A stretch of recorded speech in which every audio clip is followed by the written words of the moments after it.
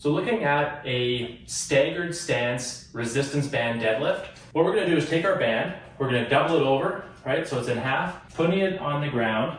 You're just gonna put 1 foot over top of it. So right in the middle of it, 1 foot over top. And with that other foot, you're just gonna come back just a little bit. So this leg, this back leg is almost just for balance, right? You're just using it almost like a little kickstand back here. But that knee is bent, and then you're just gonna perform a normal deadlift. So this front leg is gonna be your working leg.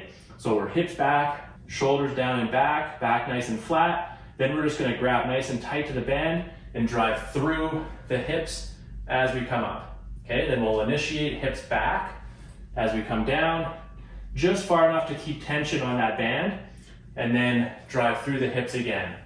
So we're hips back, then squeeze your bum as you stand up nice and tall, back, and squeeze your bum as you stand up nice and tall. And now if you want to get a little bit more leverage on that band, a little bit more resistance, what you can actually do is take it, loop your hands through, and then that's going to allow you to grab a little bit lower.